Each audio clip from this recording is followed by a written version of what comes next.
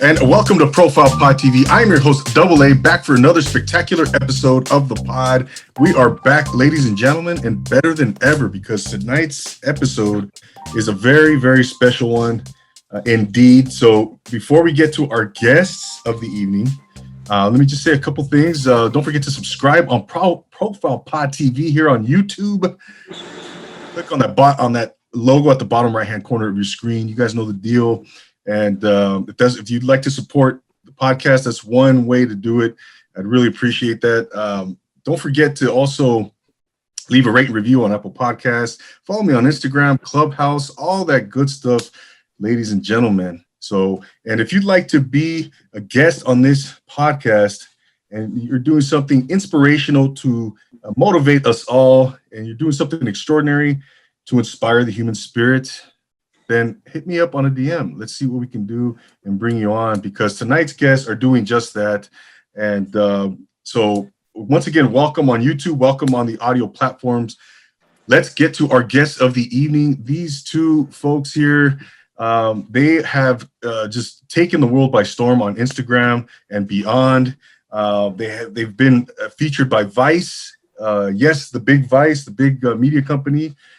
They have about 20,000, just under 20,000 followers on Instagram. They have a merchandise line going. They started all of this in the midst of the pandemic. Their Instagram page has just caught fire, and they're here to tell us all about their story. Ladies and gentlemen, please welcome my guests of the evening, Cesar Valencia, Alex Munoz, founders of Goths Co. How are you guys doing? Welcome. We're good. Thank you for having us. Oh, no, thank you. The pleasure is all mine, guys. This is one that I've been really waiting on, and we booked this, I don't know, a couple months ago. And again, man, time flies, and here we are. How's it going today my hat just snapped. How's it going today in the valley? It's going, man. It's hot. It was hot and humid today. Yeah. It was, man. It was. You know? Yeah, it's typically nothing is going on in the valley. There's no cool scene out here for whatever reason. I don't understand it, but we're bored out here, man. Hey, well, I'm in Simi Valley, man. So if you think you got it bad, oh my goodness, all the cool shit is like in the other side of LA. It's not even in downtown anymore. It's like on the other side, like Downey and like Bell and all them like areas out there, you know? Right.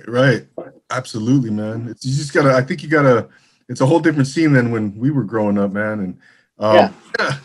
Did you grow up in the valley? I grew up in the Inland Empire, Okay. Rancho Cucamonga to be exact. But I do have some valley ties. I went to CSUN myself. Got some over in North Hollywood. Cool. And in the early 90s, we would come out to, they live right there on Coldwater Canyon to this day. Yeah. The cool thing about the valley during my time, maybe like in my early 20s and my teens, were the house parties. That's what people would come out here for, was house parties, you know? Other than that, we don't have a club scene. We don't have a bar scene. We have like scattered bars, but it's not anything that is remarkable to like come out to, you know? Everybody leaves the valley to like go to Hollywood and downtown and the other parts of LA, you know? I hear you, man. I hear you. Yeah. But growing up in the Inland Empire and Rancho Cucamonga in the early 90s, man, it was pretty it was pretty sad. There was no scene. Yeah. You had to go to LA, you had to go to Orange County. Yeah. To get any kind of scene, even LA County, SGV, and those parts, man. But I wanted to, right away, man, get into Los Goths Co, man. And it's very interesting what happened. Fire. Alex and Cesar, tell us a little bit about, first of all, tell us a little about what you do, first of all, and then we'll get into the whole story, man. But talk about Los Goths. So basically, what we do as a partnership is we're a clothing brand first. We definitely push our merch because obviously during pandemic purposes, you know, we did kind of lose our jobs for the most part, and we were trying to stay busy. We were trying to stay sane, and I pitched the idea to Alex, and I told her like, "Hey, we should start a t-shirt company."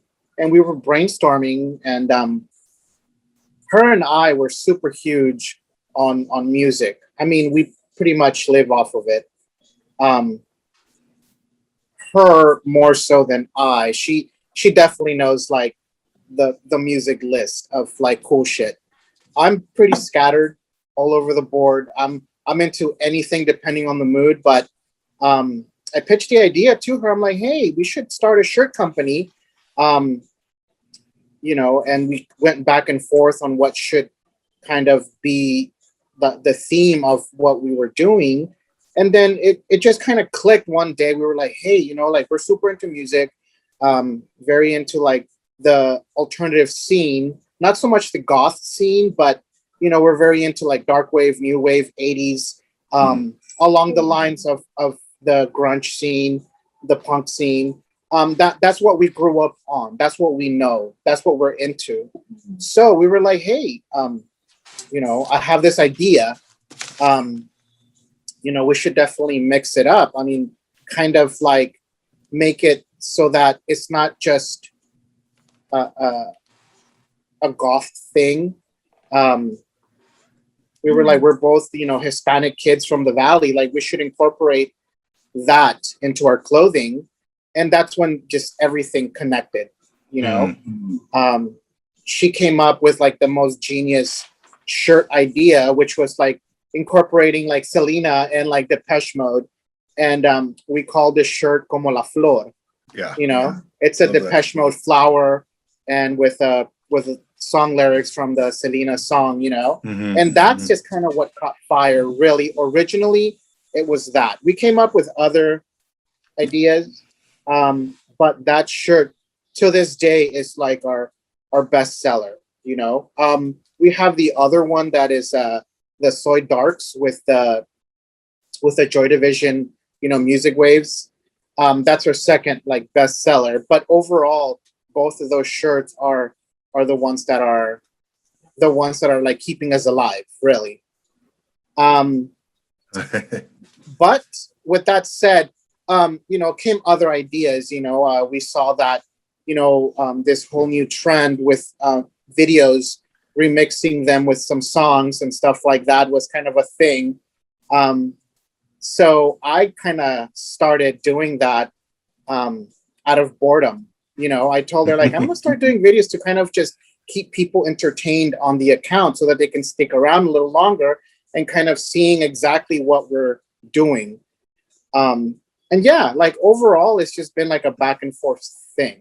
People seem to really like it too. It's like, I guess it's kind of like refreshing for them to go on the page, and not only are you looking at merch, but you're also looking at these cool videos. They're funny, they're relatable, you know what I mean? And I think that's what keeps people coming back to our page and supporting us and stuff. Yeah, no, guys. I think for me, what you know, it's very. I get very nostalgic when I see your page, all the music, all the videos, because you guys are posting a lot of 80s. You know, there's some 90s in there as well, and that's my wheelhouse. I grew up listening to everything in the 80s. You know, The Cure, Depeche Mode, the Smiths, the Morrissey, the Cult. I mean, all of that stuff. You name it. Tears for Fears. It goes on and on. You know, Club, Howard Jones. You know, and that's all of the stuff you guys are playing, and I love it, man. I love it, and I can't get enough of it. I can't get enough of it. I was telling you earlier that when I first stumbled upon your page, I don't know, it was sometime last year, you know, and I think I saw the one you did with the Lords of Acid song, and I hadn't heard that song in 25 years, man, and I was like, holy shit, man! It was like it was so awesome to go back, and I instantaneously like went back in time and like because I remember that song. I love that song back in the day. I was like 16, you know, Yeah. 1992 probably, circa, you know, and but I want to also, it's important to know and to emphasize, man, because you started this whole thing out of kind of like you said, boredom, man, and Yeah. it's Absolute interesting. boredom, nothing to do. We're being told you got to stay inside or you're gonna die because of COVID. You know, all of that fun shit during the pandemic. You know, and I mean, we took it serious.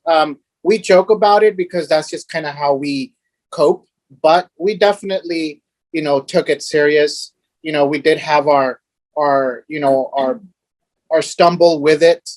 Our family did, so it became a serious thing. And we did take it serious. I mean, we still are. You know, we aren't going out as much still. We're still kind of a little bit standoffish with doing like what do you call it, the vending, you Yeah, know. And it's not that outdoor we don't events. want, yeah, it's not like we're not trying to do that. Obviously we're trying to get out as much as possible, but we're trying to definitely still be responsible in that sense, you know, not to get too serious on it, but you know, I mean, we're still in the middle of this shit, you know. And anyways, Yeah, beside the point. So we pulled it off because we were bored. We just had so much time. So ultimately, like her and I, like Alex, she can talk about music all day long. Shit that I don't know, the B-sides, the obscure, the I if you tell me to give you like 10 song titles from whatever band, I'm the worst at it. You know, I love music, don't get me wrong. I listen to it all day. I have my favorite bands. I, for whatever reason, am one of those people that I can only sing along if the song is played. You get me? yes, You know, if you tell me, oh, what's the name of that song? It's like, well, hold on, let me Google that shit real quick. You know. right. But most of the time, it's like, hey, just for example, today there's this like viral video of this bear. I don't know if you saw it. Yeah, The bear that was like on the fence. She had a lot of balls to do that. yeah, And the dogs with the teenage girl who went to go save her dogs and stuff like that. yes, You know, everybody was reposting. I was like, hey, I want to repost it too. Like, I want to kind of make it, you know, kind of relatable to what we do on those Goths.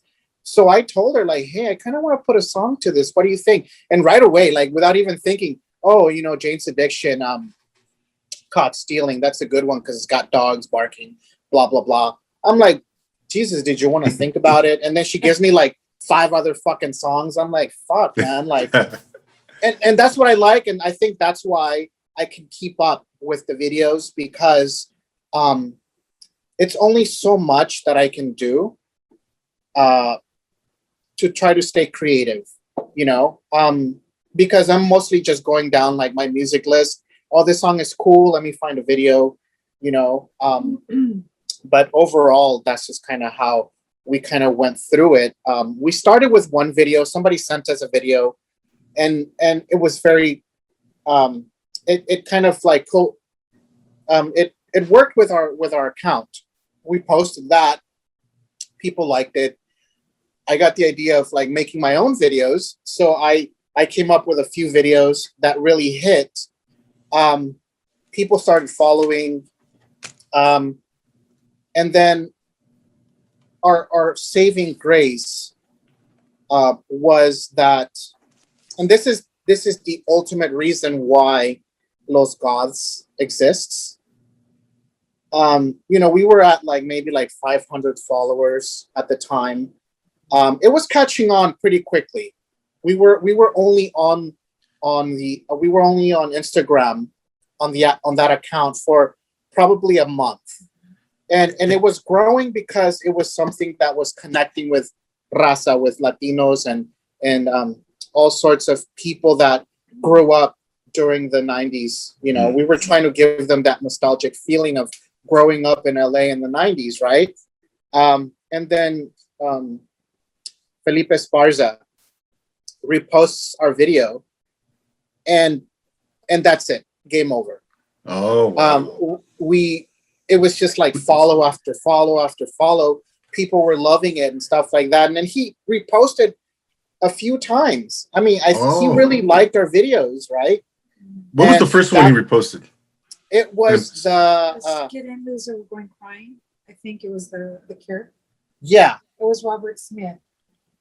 Okay. In like a golf cart, I think. Oh, that's right. That's right. It was just a meme.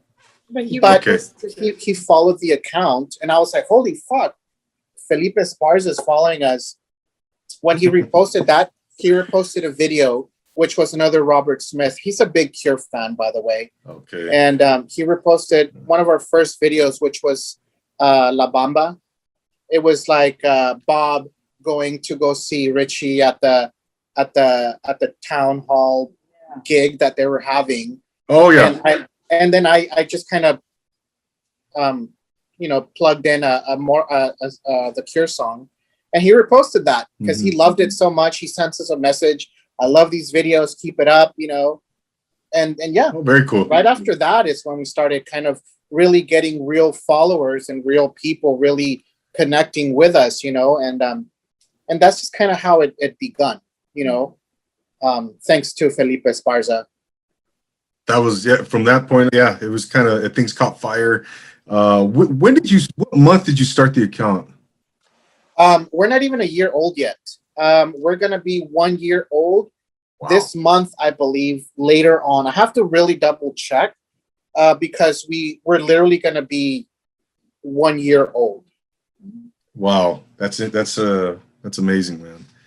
Yeah. And so when things really started to pick up for you guys, right? Whenever that was, soon thereafter, right? You started the account. Was there ever a moment where like things got a little too overwhelming for you guys, or where like you felt like, oh shit, like this is starting to take off, and you kind of felt like, okay, we got to get a handle on things, right? Or you felt a little bit overwhelmed? Did you ever experience that moment? No, not really.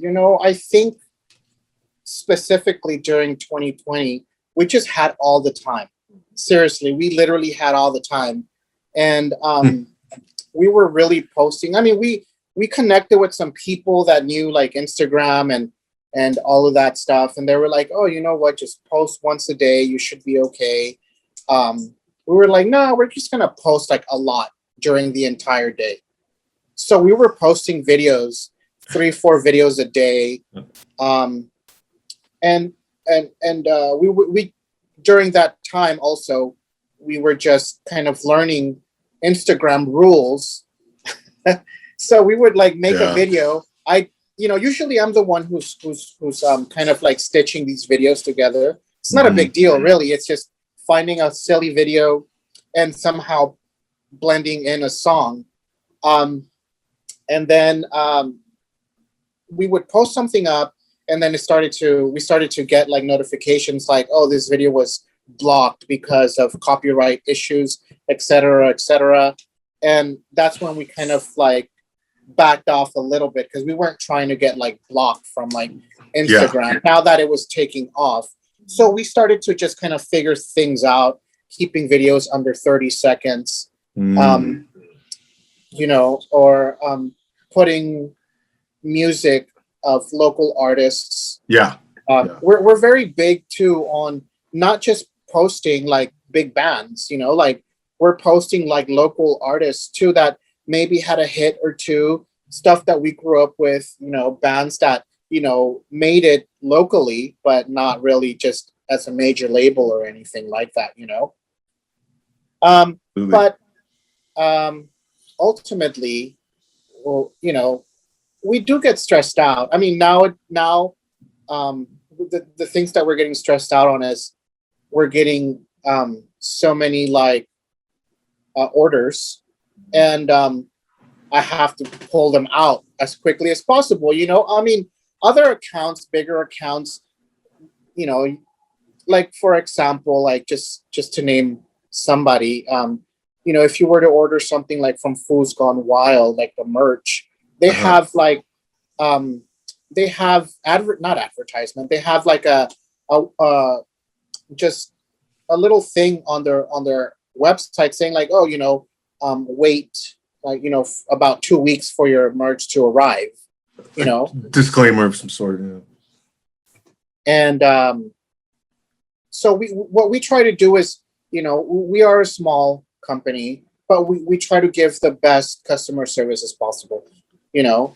We definitely try to lean towards that end, just so that people can definitely have a better experience with us. Mm-hmm. A lot of other companies kind of like, you buy and there's no return policy. There's no, it's really basically once you buy it, you can't return it. We try to give them as much, customer service as possible so that Sure. they aren't really disappointed with what they got. No doubt, man. No doubt. Yeah, because like we mentioned, man. Yeah, this thing, it caught fire, and you hear those stories, man. You hear the stories out there during, with companies, side hustles that started all throughout the pandemic, right? And yours is included, to where, wow, it just took off. Next thing you know, whether it was a song or a video or, I mean, how many millionaires were created in the past year, during the pandemic, Right. It's but Alex and Cesar, man, I kind of want to talk. How is your dynamic as a team, business partners? Kind of talk about that dynamic and how you guys kind of go about your daily operation. Of kind of defining your roles for us. Talk a little bit about that for us. You want to talk about that? I mean, so, being completely transparent about our company, I'm the one who is probably 90% running the account. That means talking to other vendors who want to print our merch or, make our products.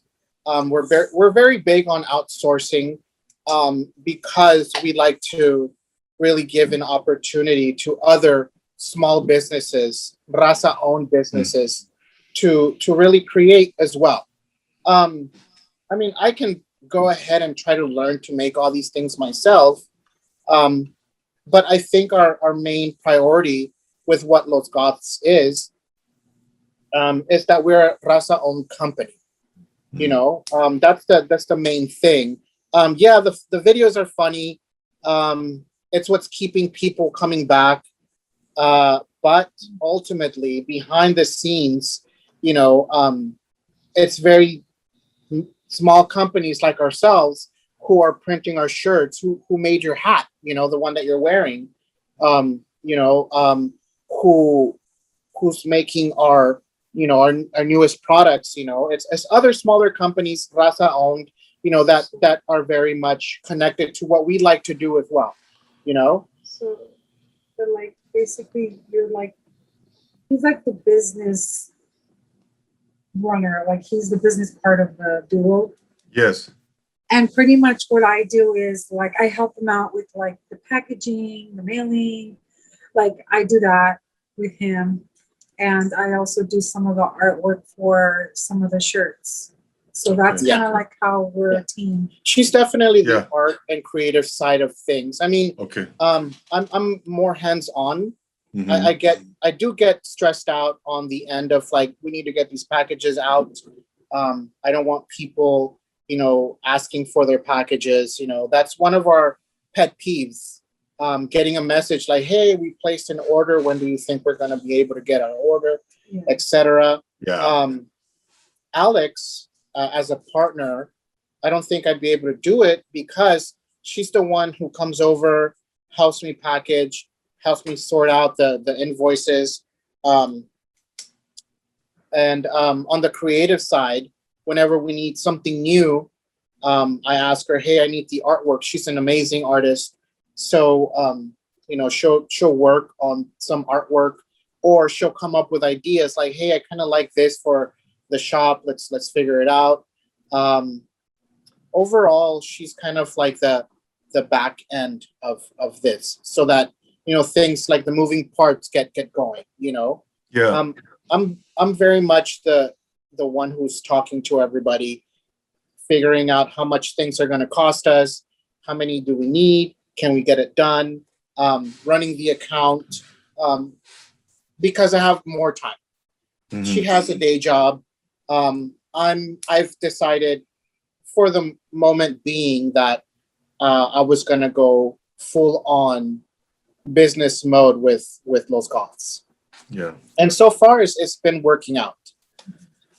Absolutely. I mean, you guys have the chemistry because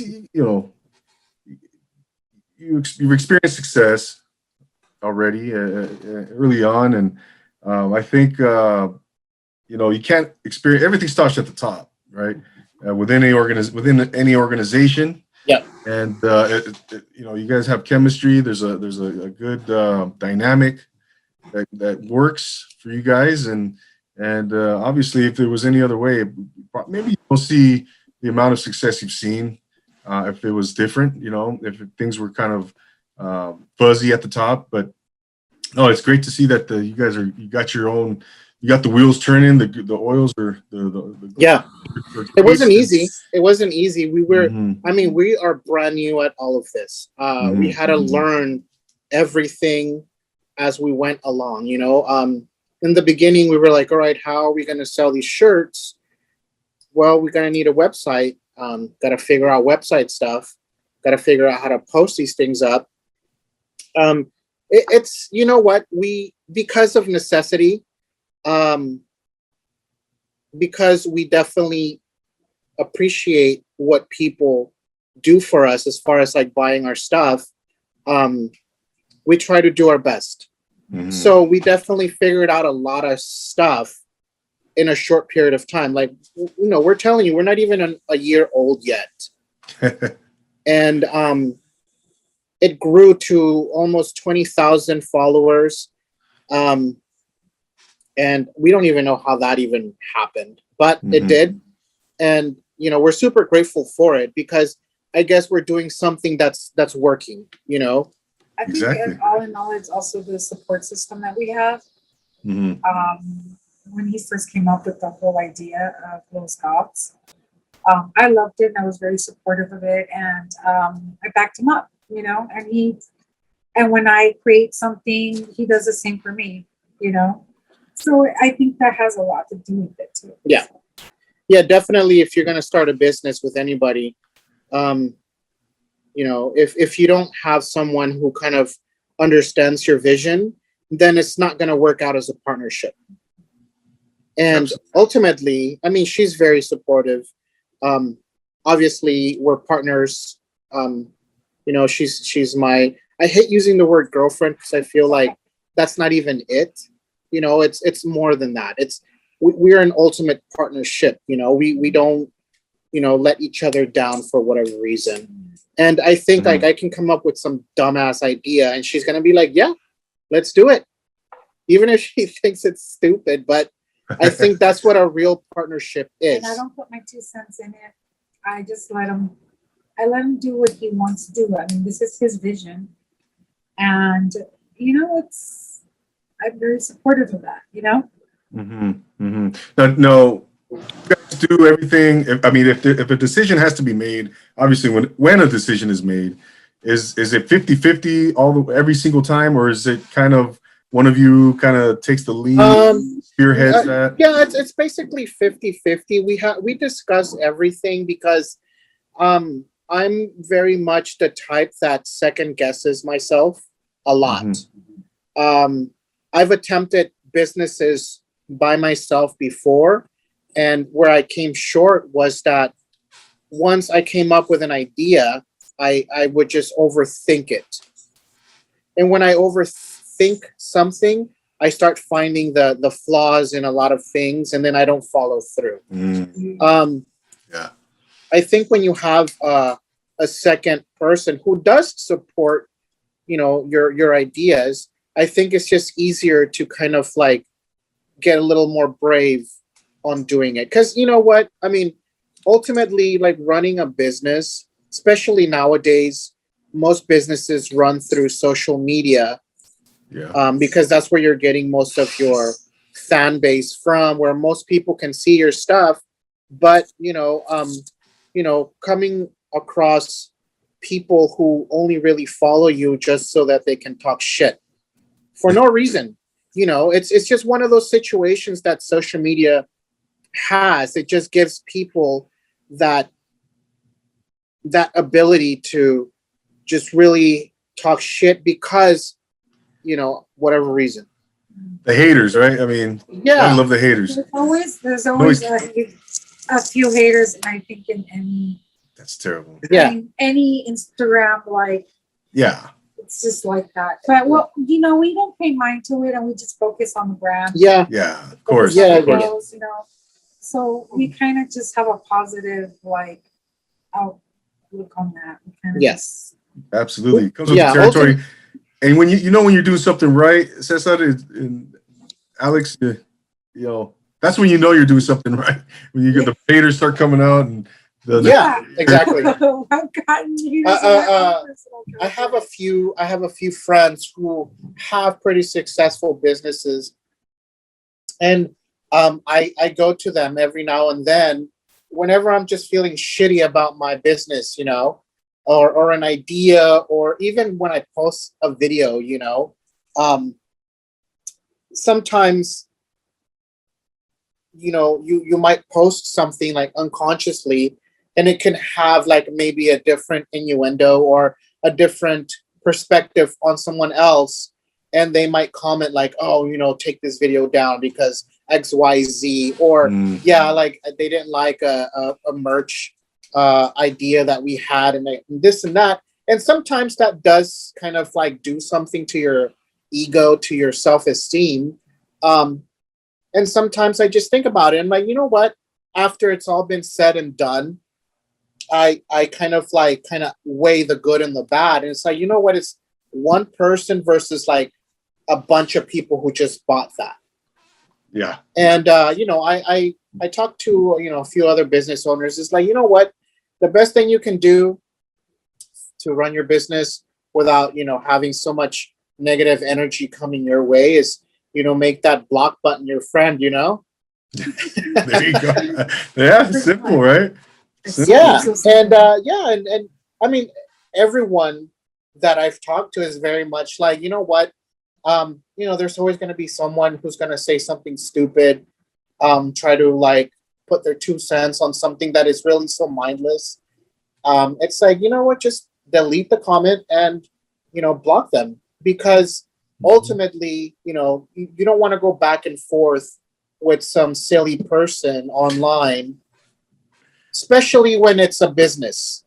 You end up looking bad as a business person for kind of, going back and forth with some invisible troll account, and it's usually those accounts that are the ones who want to like talk the most shit. It's some weird account with no picture and like no follows. It's just like, I'm just gonna talk shit because nobody knows who I am. Yeah. The keyboard warriors, right? Yeah. Keyboard warriors. Yeah. That's fun, man. That's terrible, man. Anyways, back to your question. It is a 50-50 partnership. I consult with her on a business level on everything because it benefits her as well. Through Los Goths, she's gotten the opportunity to start her own shop. She's very big on vintage aesthetics and stuff like that. So, we're using our popularity to kind of, funnel some followers onto her account so that she can, get her, her own concept going, which is selling vintage, Oh, what's the name of that account? We call it, what you want to Valley Rags. Valley Rats? Valley Rags, as in like rags. Valley Rags. I did want to call it Valley. I did want to call it Valley Rats because we're hardcore like Valley Rats. Like we are gonna die here. We're gonna be buried in the San Fernando Mission. cemetery, you know. Richie Valens. Yeah, next to Richie Valens and shit. But no, yes. So it's Valley Rags. Valley Rags. Okay, gotcha. Yeah. Yeah, Awesome. it's still kind of, I'm still kind of new at that actually, and just so far it's slow, but I'm trying to find ways to push. But I mean, but I'm basically, learning a lot actually from those Goths.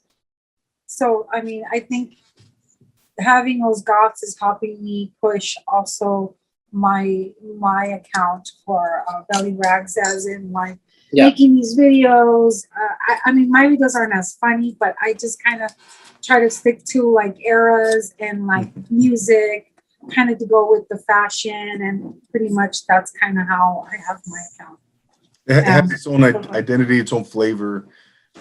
Yeah, Right? For example, like if I have a few like 60s items, like from like the 60s vintage, I'll do like a video set in the 60s of like a movie that I like, or something. So I kind of just but it's doing well. I mean, from the beginning that we opened up the shop, she sold out everything that she had. So we had to take a break because we were like, holy fuck, we need more merch, So she kind of got to work on that. So now we have a lot more stuff coming in, a lot more authentic vintage, because we started noticing the pattern of what people actually really liked. So she got to work on it, and right away, almost instantly, people started buying, and I told her, I was like, you know what, so that it's not just some like invisible entity. We should just we should just kind of make it a sister account to Los Goths, which is very much goes hand in hand with the type of people that we kind of cater to. The style of people that follow us are also, obviously, they're listening to like old school music. I mean, they also want to see if they can score like some authentic vintage stuff from that era as well. No doubt. No, I think what I'd like to kind of also highlight is that what we're seeing here with Los Goths and everything that you guys have done up to this point is inspirational, man. You always hear about, just do it, just take that shot, start your business, take that first step, all those cliches, all those things. And you guys are proof, man, that, hey, just take a chance, right? Take a chance, start it, do it. Take that first step, see what happens. I tell a lot of other people who might be starting too, I tell them, I'm like, just do it. You might not take off right away, but at least you're going to learn that maybe that idea worked and maybe that idea needs to be worked on. I mean, we're coming from, at least me personally, I'm coming from a long list of other smaller businesses, ideas that I had, until I stumbled on the concept of Los Goths, which was probably right place at the right time. And ultimately, that's what it was. It was the right place at the right time. I guess something positive came out of COVID and the pandemic was that I think a lot of people were home. And I did think about that. I'm like, hey, look, I think right now a lot of people are home. They're bored. They're on their phones 24/7. Exactly. So they need some entertainment. Exactly. So that's kind of how we kind of market Los Goths. We're trying to push out nostalgia. That's basically what we're selling. We're selling nostalgia of the alternative scene and growing up in LA, listening to the cool music that we were into. A lot of other things get highlighted more so than being Latino, listening to the alternative music. I think almost all of us, we grew up listening to one way or another, the alt scene music, which was like The Cure, which was the Smiths, which was probably like the high energy, like techno type music, 80s type stuff, and that's kind of how we were like, you know what, let's push it that way. So ultimately the videos are more so the marketing part of how we want to sell our stuff. Great. You know, it's a blend of like being Latino and being a part of the alternative scene, you know, the goth scene, the new wave, the 80s, the punk, the and whatever, not you know. just that, the fact that also like sometimes, yes, you like the alternative, you like the golf and everything, but when you're at a family party, they throw on the cumbias and you're enjoying that too. Absolutely. So it's kind of like we kind of like mashed those two things together. Yeah. So that, and that's why it's so relatable for people. Like the Latinos relate to all that, and that's just how it is. Absolutely. Yeah, Alex. No, I was talking to Cesar about this, you know, earlier. Well, with the Los Angeles music scene, especially growing up in the 80s, growing up in the 90s, right? As a Latino, you know, whether you're Mexican American, whether you're, you know, whatever, El Salvadoran, whatever, et cetera, you know, we gravitated toward that scene, right? That new wave, that alternative scene, Depeche Mode, The Cure, The Smiths, all of that stuff, right? Yeah. I wanted to get you guys' take on, I mean, why do you think that is? Why do you think that Latinos kind of gravitated towards that scene so hard in the 80s and the 90s? And even, I feel like maybe because a lot of these artists went through hard times and pretty much went through what a Latino goes through, I guess, even if they're from another part of the world, culture, whatnot. You know what I mean? It's the struggle that they talk about, and that's where I think we relate. I mean, the lyrics. The lyrics is what keeps us coming back for more. I mean, we love our sad music, even if it's in Spanish or English. Yeah, you know. No, seriously, like we can sit there and throw on The Cure, and it's like you relate. Like you feel everything that he's talking about. Like it's just, I think that's why. I think specifically speaking, as far as like the raza, Latino, Latinx, whatever you want to identify with, I think we grew up in a moment, whether it was, you know, whether you grew up in the 80s or the 90s or the early 2000s, we struggled a lot, right? Culturally. Yeah. So with that struggle, you know, we need stuff to kind of keep us, you know, going. So music is a big deal, at least in my family. And I can debate on that. It's probably almost all Latinos' priority, you know, like music is a form of them, like kind of like getting all of that stuff out, you know, like all these struggles, all this like tension and pressure they might be going through with whatever music you might be dealing with. But ultimately, like speaking from the alternative music, I do think that it was just a big part of our culture, period. I mean, at least in LA, The Cure, The Smiths, a lot of 80s new wave, darkwave. It was kind of implemented to us. It was blended into our music, you know, because it wasn't just you know, why were we so into like The Cure? Why were we so into The Smiths? But also I'm sorry, I'm cutting you off. I apologize. I do get a little passionate about this subject, but you know, it's not just the European English bands, you know.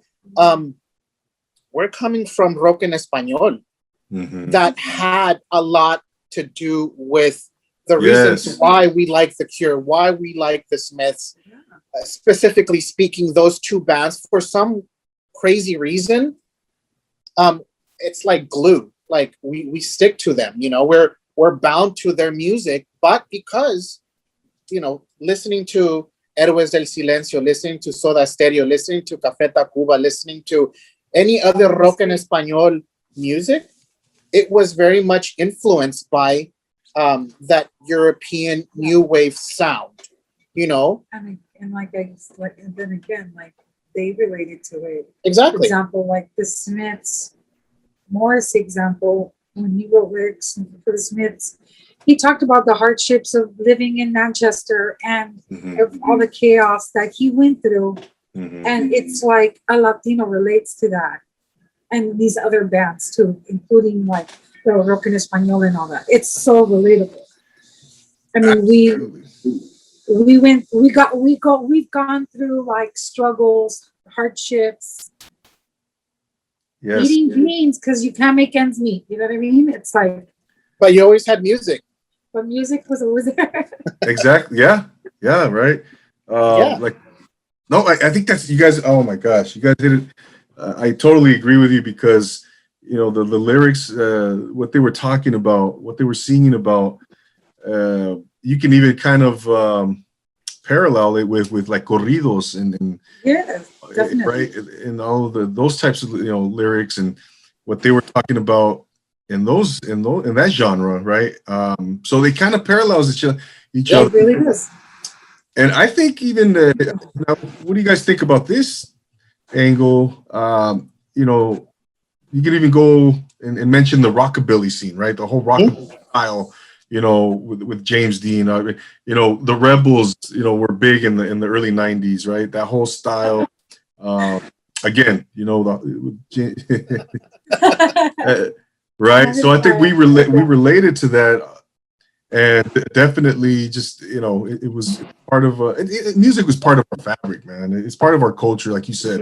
Yeah.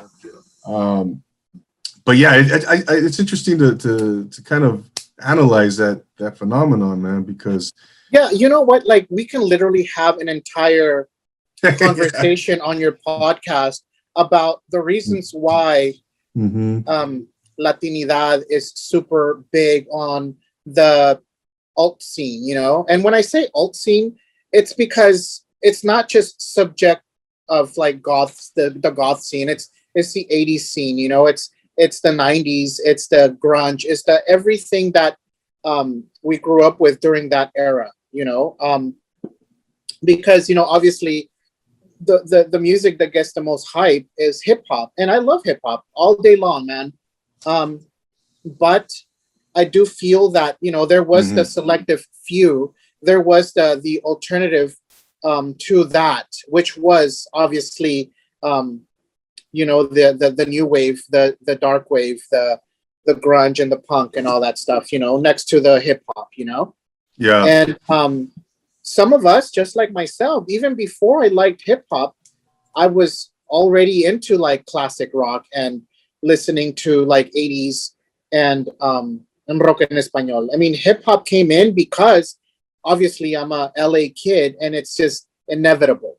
Yeah. You cannot be an LA kid and not be into hip hop. Yeah. Same thing. You can't be a New York kid and you're not into hip hop. Like it's just inevitable, Yeah. No. Yeah, exactly. You could, bring that you could bring hip hop into the conversation, of course. The grunge scene, right? Even hip hop dabbled in rock. Let's not forget Run DMC and even the Beastie Boys. Yeah. I mean, so it's kind of like I'm still looking for their first record when they were a punk band, Oh yeah. Wow. Yeah, before License to Ill and all that. Huh? Yeah. Exactly. I mean, they were an entire punk band, I'm like, holy fuck. I mean, I already knew that, but just seeing it visually, it's like, oh fuck, man. Like that's true. Like they were a punk band first before they went into being a straight up hip hop, trio, or trio. Trio. Yeah, no doubt. Wow, I never knew that. You didn't know that? Oh, I mean, I'm not trying to call you out or anything. I'm just saying. No, I know, right? Gosh, they were a punk band before. Yes, and they were called the Beastie Boys. I mean, that's what their punk band was called. Yeah, just I think I came across our record long time ago, but it was just like it's not hard to get, but obviously it's expensive, Yeah. I mean, I grew up on pretty much hip hop and classic rock because of my family. So, I mean, I think that pretty much made me the person that I am today. Listening to that growing up, you know, my cousin was hardcore into hip hop, and he's an amazing person, very, very musically talented. I mean, this guy is a big time hip hop head, you name it, record collector. He loves it all. And just seeing him and seeing all that growing up and him teaching me a lot about that, I think made me the person that I am now.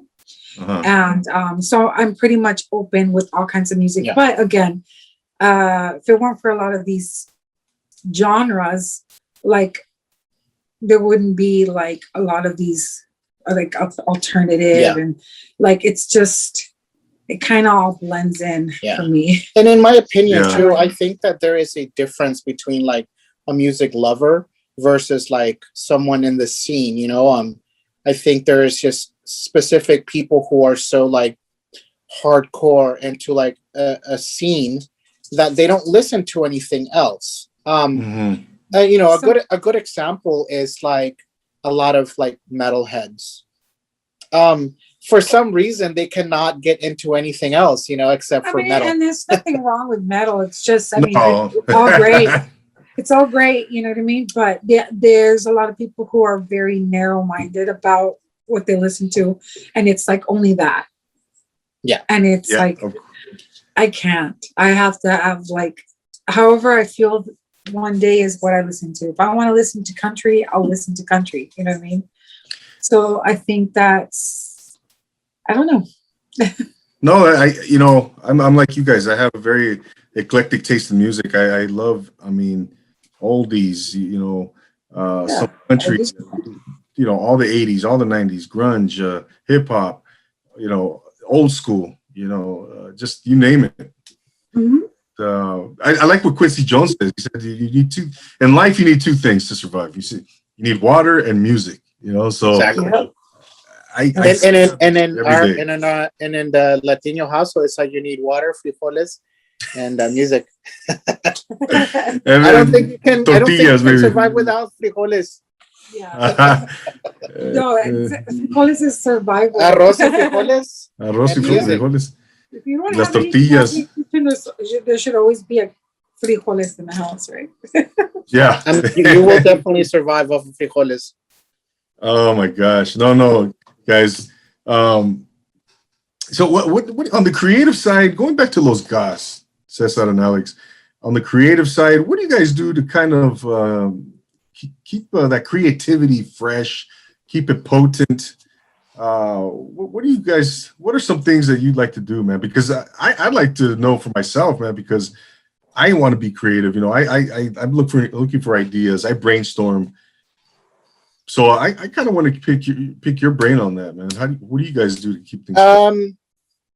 I think just ultimately, and it's probably the number one reason why Alex and I are such good partners, is because we're both artists. We're not, you know, we just growing up specifically, creativity was just the number one rule for me and Alex. You know, art had to be a big part of our daily life. And although I don't mess around with art as much as I used to, but I still consider myself an artist because of the things that I create. I think that's just my own opinion on why I am the way that I am and why I have to survive off of creativity. Because I mean, I've had countless jobs, too many to mention, really. The jack of all trades. That's what I call him. But I mean, I think ultimately it was just because I was unsatisfied. Being raised Latino, specifically being raised in a very traditional Salvadoran home, art was only a kind of like an outlet. It wasn't something that you can live off of. So my artistic abilities were never pushed forward. It was like, okay, cool, but what are you going to do when you go to college? You know, you should be a teacher, you should be a doctor, you should be a dentist. And I was always confused by it. And this is the reason why I never pursued my art as a real talent. You know, I'm a photographer first and foremost. You know, that's my strong point in the art world. You know, but I was always very scared to pursue it because of, you know, the negative from my family. Yeah. So pretty much because we are artists, or I'm speaking for myself, but I'm pretty sure it feels the same way. It's like my mind's always running. At night, when I'm lying in bed, it's like my mind's always running of ideas of what I want to do and stuff. So it's pretty much that's how we get a lot of our ideas. Just literally I'll text some randomly, like, what do you think of this? Because it just popped up in my head. What do you think of this? Because my mind's always running. And he's the same way. He'll be like, honey, what do you think of this? And I'm like, oh, that's a great idea. Do it. I think that would be a great shirt. So I think that's, as an artist, our mind's always running with ideas. And we definitely explore the concept of the idea. Although at the end, I mean, I'm very big on that. It's like, if you have an idea, whatever idea, it doesn't have to be artistic, business idea, just overall, maybe like working on your home or whatever. It doesn't matter. It's like, okay, cool. Like, follow through and then see what happens. You know, because sometimes in your head, an idea is just an idea. It looks cool in your head, but once you get to work on it, you're putting things to life. And it's like, oh yeah, it's a lot different in my head than it is in real life. And that's just ultimately with anything, especially when you're creative. You know, sometimes you have an idea in your head, and it doesn't matter. Like, her and I, we're creative, we're artists, but there's just some things that we can't do.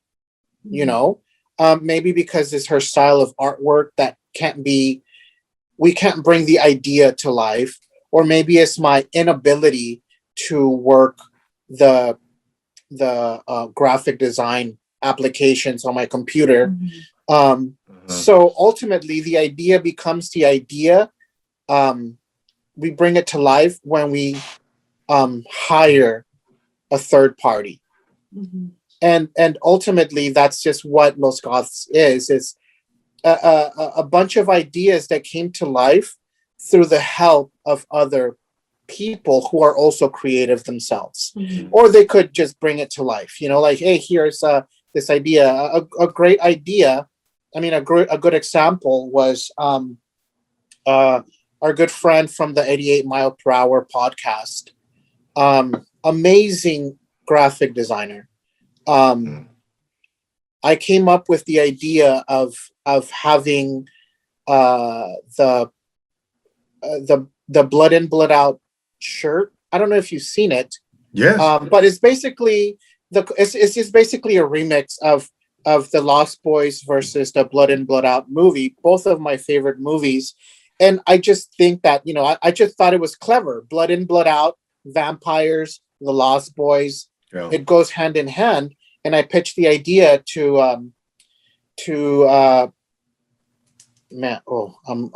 I just blanked out on his name. Santos. Santos, I'm sorry. Yes, Santos, if you're hearing this, I'm sorry, Santos. Santos. So yes, Santos. Awesome podcast, by the way. Yeah, no, it's a good time. I mean, they can go on movies all day long, but ultimately his whole thing is graphic design. So he went and created the shirt, and it was immaculate. It was just like far more than my idea. Oh wow, you know? Okay. Above and beyond it, yeah, just graphically done great. You know, we even had a mishap too, because my one of my print guys who does direct to garment, I don't know if you know what that means, but direct to garment means that you just kind of use like a big printer and you stick the shirt through the machine and it prints the shirt, kind of like paper. Okay. Versus the silk screen, which you use Oh. the machine that you have to scrape the ink on it. Yes. Basically, the first batch of shirts that we pulled out, it was just not to his taste. Basically, you know, he's such a perfectionist, and so he's like, you know what, it's a cool shirt, but it just looks a little bootleggish. You know, it just looks. Yeah. So we had to like scrap like the 40, 50 shirts that we printed. Oh, wow. And then we had to go to my other friend, Andy, who was like, yeah, I was like, dude, I need your help. It's an emergency. I need you to print these shirts out for me. People have already ordered them. Our first batch didn't come out as good. I need your help. So yeah, I mean, overall, that's what happened, you know, because, you know, Santos, he's such a perfectionist, and I give him that, you know, because our shirts wouldn't have been as popular if it was done the way that they were originally done, you know. Yeah. So anyways, that was my little rant on those shirts. No, shout out to Andy at Creative Designs. He made my hats, and I totally relate to that, man, because when you have that third party who can kind of bring that vision to life, right? And then you see how, you know, you tell them what you want, you explain it, and then they created it, whether it's on a computer or you see like a mock-up, you know, and like, oh wow, well yeah, there it is. And sometimes it's even better, right? Like you just mentioned, it's even better than what you kind of saw, what you kind of had envisioned. I think that's a key component, man. You know, when you have that party who's really on their game and can really bring that whatever it is to life. Yeah, man. And ultimately, it's really working with people who can share your vision. I mean, I've had other people that I've gone to create some merch for us, and maybe it was just not to their creative side, you know.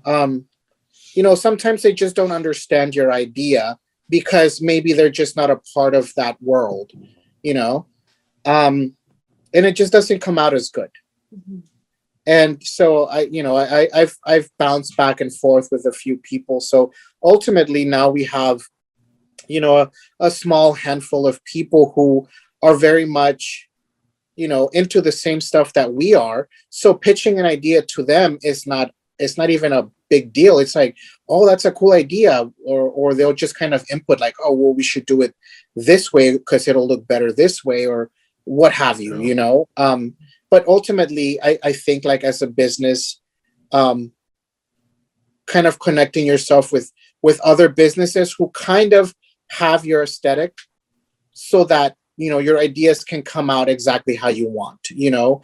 There's other businesses who might not share your idea and then they just kind of create it to their own ability. And it's like, yeah, that's cool, but it's just not what I wanted, you know? Yeah. And then you're losing money, you know? Yeah, no. We don't want that. You know. Oh, yeah, ultimately, you know, like Los Goths, we are a business first. And then we are living off of it. I mean, I'm not ashamed to say it. I'm not, you know, I definitely do need this business to work because it's paying the bills. I would love it to be bigger, but, you know, I mean, sure, slowly but surely. I mean, we're not even a year old yet. So we have to kind of just take those steps, you know, just to kind of keep building and keep putting out content that is relatable. It's so easy. I mean, at least in the social media world, I tell her this all the time, and I tell other accounts as well. You're going to lose the small amount of followers that you have if you don't keep them entertained. I mean, it doesn't matter. Unfortunately, that's just what social media is. Yeah. You really only have a window of like 15 to 30 seconds of attention to really keep somebody entertained. And if you go on, you know, to wanting to do this, and then you've kind of run out of ideas, or you've burnt yourself out, or you just got uninterested and you just go and leave your page go cold. I mean, unfortunately, that's what happens. Your account goes cold. People start unfollowing, or they just kind of forget. And then when you start it up again, it's like, oh yeah, that's right. I am kind of following those people. Like, who are they again? You know, like it's such a vicious cycle, you know. And you know, we decided, you know what, if that's what it takes to make it to where it is, then that's what we have to do. Continuously posting content. I mean, it's not even daily. It's just like even like multiple times a day, you know, just so that people can continue seeing you. Yeah. You know, even if they don't buy anything, it's just, okay, they're there. They're there. I see them. Then they become, you know, some become fans. I mean, I have accounts that I follow myself, and then if I stop seeing them, I do tend to forget, you know. So I kind of use that as my leg, you know, my third leg, where I'm just like, okay, cool. Like if I continue doing this, people will see it, you know. And sometimes it is a little bit tedious because you want to be creative. You want to put something out that was like worth watching. You know, I hate putting stuff out that it's super just like, oh, okay, yeah, that's cool, I guess, you know. I'm very like hard on myself sometimes, but ultimately that's just kind of like what I have to do, you know, so that it works. I mean, if I'm selling through social media, I just have to treat it like social media, you know. I only have 15 seconds. Yeah. People are going to get interested. Make it easier for them. If it's something that I'm selling, try to make it as easy to them so that they can click on a link and just go straight to buy it, you know. Yeah. No, I think you summed it up really nicely. So the bottom line in social media is like, yeah, entertain. They you got to entertain your audience. And yeah. What's in it for them, right? What are they going to get out of it? Bottom line, man. Bottom line. And, yeah, and right. And whether you're entertaining, whether you're educating, whether you're whatever the case may be, you gotta hold their attention, man. Exactly. Ultimately, that's just what it is. I always ask myself, like, oh, what do people get out of this? And it's not just buying a silly shirt, because I mean, a Soy Darks shirt, you know, it's for a good laugh, you know. People like it because they can connect to it. So ultimately, you know, what I try to reiterate to people as well is like, hey, look, you're buying a shirt that says Soy Darks or Como la Flor, but ultimately this shirt was created by another raza-owned business who is also a small business, who is also, you know, creating their own brand and stuff like that. There is like a little bit of you know, reassurance that you're also just not buying a t-shirt or a wallet or whatever other merch that we might have, that you're also helping out another small company, you know, another raza owned company, you know, that we're very big on small companies, you know. I just debated something with someone who was like, oh, you should, you know, make these kind of, I don't even remember what it was, hats or something, but they were like, oh, you know, these big companies are doing it like that, and you know, people seem to like it. And I'm like, that's cool. Those are big companies. They have all the money in the world to do and undo things. We don't really have that luxury. Plus, also, we're very big on small businesses. And what we're pushing is culture. We're pushing raza. We're pushing our Latino, Latina, Latinx, raza, whatever you want to identify yourself with, to relate to it.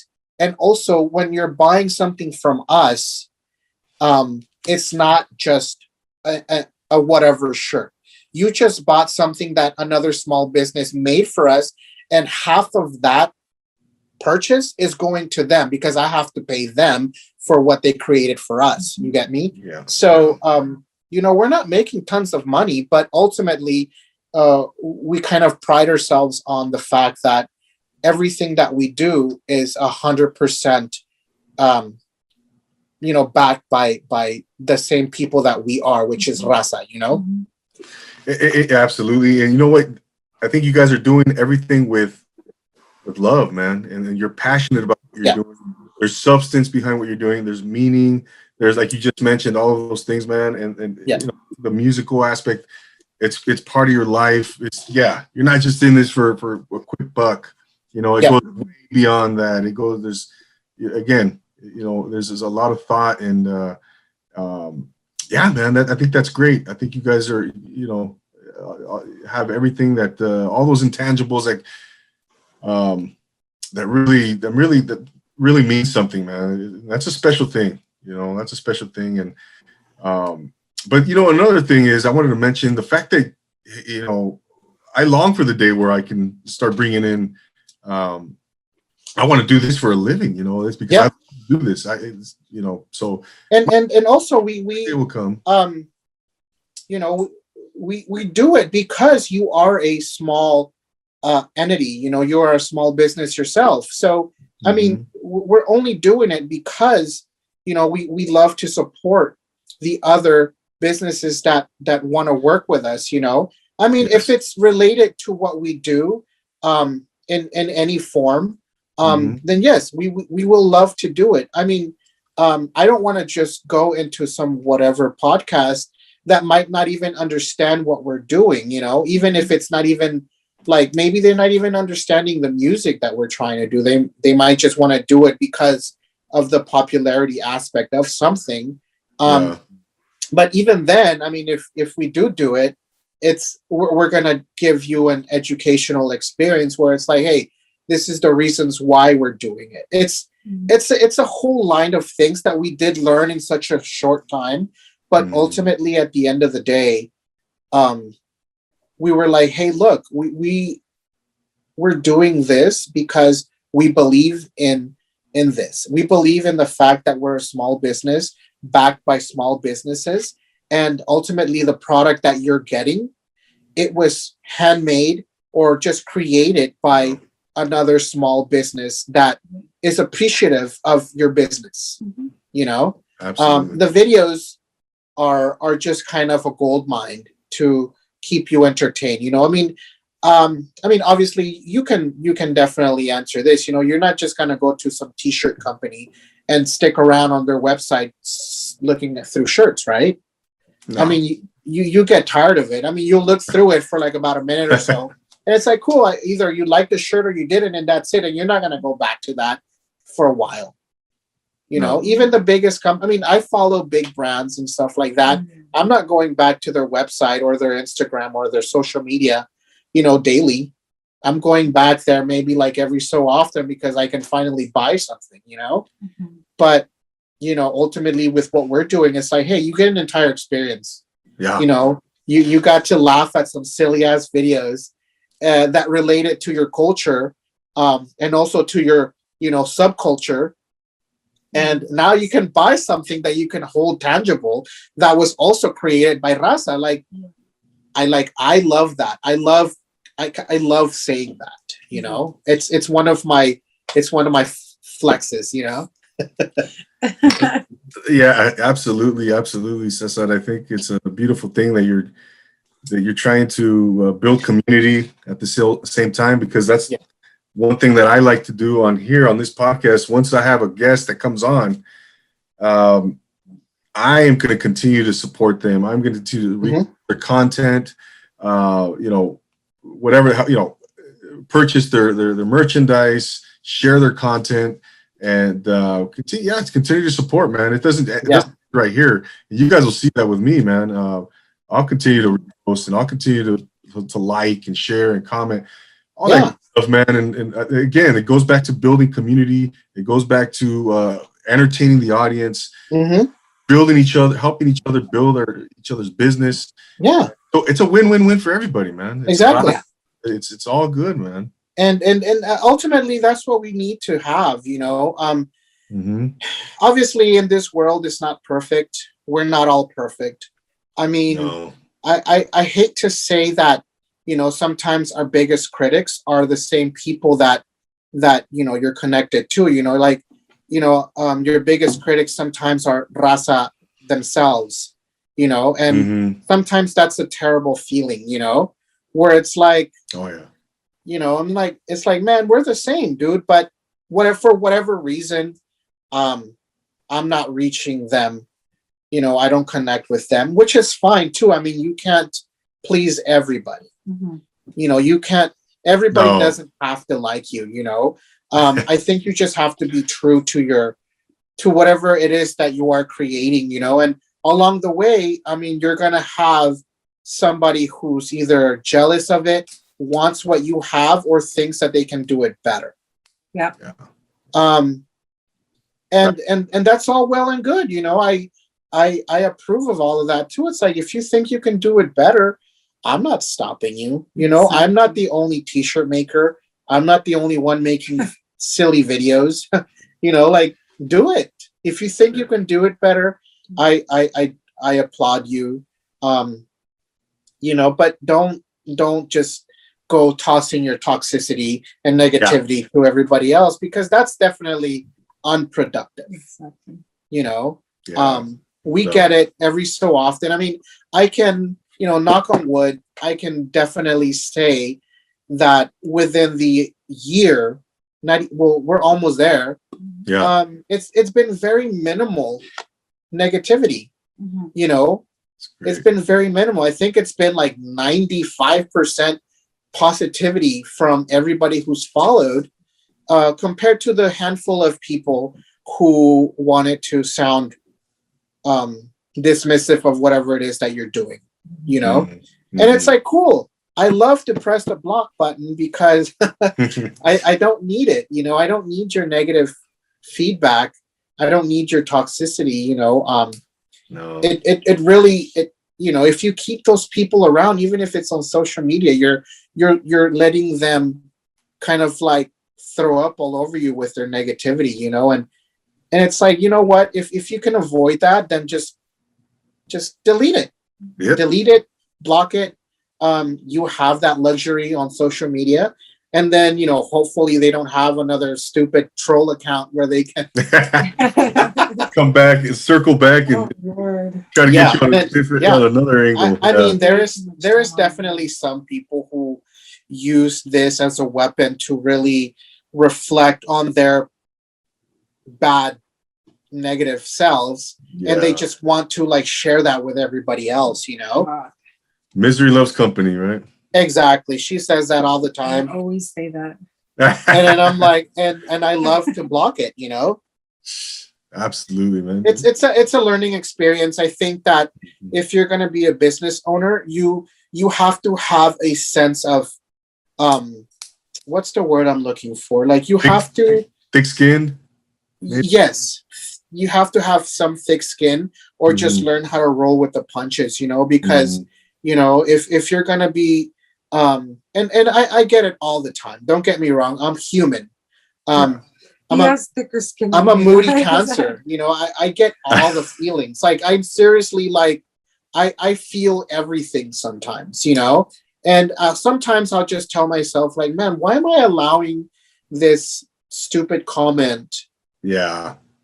I'm the one that's more sensitive about it. Oh my God. Yeah, really, so he really deals with all of it, because I know that it'll hurt me. I'm really sensitive. So like something like that will hurt me. And he's different. He knows how to deal with it. So I just leave him to it. I don't even go on there to check who comments anymore. I'm like, no, I don't want to see, because he has thicker skin than me, and he's good at that. He's good at handling that situation good. Just letting it roll off. I'm terrible at it. So, but also I think I feel you, Alex. I'm like that too. I think the advice is to connect with people who might be doing the same as you. And then just kind of share your experience. It's like, hey, how did you handle this? Like, Andy, he's a really good person at like just kind of like cooling me off. Like, sometimes I'm like, hey, dude, like, how do you deal with somebody who might have said this or done that or whatever? It's like, and then he'll give me a pretty logical, like, you know what, just at this point, either give them really good customer service, eat up, your loss. You know, if you're going to lose money on something, I think you're better off giving them really good customer service and then learning from that experience. Or, you know, just any kind of like, I go to different people for different questions about my frustrations of running a business, and also just kind of like dealing with people who are not even trying to like buy anything from you. They're just trying to bother you for whatever reason. And everybody has their own like perspective on it, you know, and then I share it with other people too. It's like, you know what, you know, don't deal with it. If it's something that's unavoidable, you just delete the comment, block the person, move forward, and don't dwell on it, because now you're sitting on this negativity, you know. Or if it's a business related question, it's like, you know what, be as professional as possible, because people will definitely hold on to that. Even if you are a small business, giving them the overall professionality that they wanted goes a long way. You know? Yeah, no doubt, man, no doubt. It's no, I know, Cesar, Alex. It's yeah, unfortunately, it comes with the territory, but yeah, it's. I mean, you take it with a grain of salt, and I'm very sensitive myself, you know, and what's your sign? What's that? I said, what's your sign? Oh, I'm a Libra. I'm a Libra. Okay. I get along with Libras. I'm an Aquarius. He likes to say I'm a Capricorn, but he's full of it. I am no Capricorn.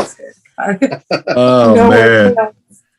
I don't really believe in that so much, but I think that we absorb that information so much that we start believing it. Yeah. Exactly. So I'm definitely one of those, like, I'm a moody ass Cancer for sure. For sure. It's basically the reason why astrology is like such a big deal for people, because it's an icebreaker. Yeah, it is. Go out. Right. Music's an icebreaker, and so is, oh, what's your sign, right? Oh, what's your sign? You're a Cancer. Oh, that's cool. Go away. That's yeah. Exactly. So yeah, it's the icebreaker. So no doubt, guys. Follow it though. How is your experience? I mean, how long have you been doing your podcast? I'm just about 2.5 years in. I started in January of 2019. Yeah. And I'm so, you know, about almost 2.5 years in, and it's been a fun ride, man. I've learned so much. What drove you to create? What was the initial I'm gonna do a podcast? Like, what drove you to wanting to do a podcast? Well, I've done some acting is my passion, right? Okay. My point of passion in the entertainment and the artistic world. So I've done some acting in the past. I was on Mad TV. I've done some stuff, you know, a lot of background work, some independent work. And which episode were you on Mad TV? I was Jose Canseco. Ah, really? Yeah. If you check out my feed, it's on there. Yeah, you should send us a link or wherever we can see that. We're just huge like Mad TV fans. Like, that's what we grew up on. We didn't even grow up on like SNL. We grew up on like Mad TV. I actually went to go see Mad TV live. Oh, really? Once that my friend invited me, and it was a good experience. But we were there for hours because, you know, they have to always retake. If they mess up, they got to redo it, makeup and all that. So, but it was cool. It was fun. I love that show. I want to say I filmed my scene over at was it Gower Studios, Hollywood Gower? Was it on Sunset? I remember it was on Sunset somewhere. Yeah, it was. I mean, this is back in 2005, you know, and you know who directed my scene was Amanda Beers, Marcy Darcy from Married with Children. Really? Yeah, she was super nice, super cool. Amazing. Where were you just talking about her the other day? I don't know. Marcy from Married with Children. I don't remember. I think we were just talking. Oh, I think I was just telling you Isn't she the one that she's the creator of Married with Children? Like, she's the the creator, the producer. Yeah. We were just talking about this the other day. She's amazing. Oh, really?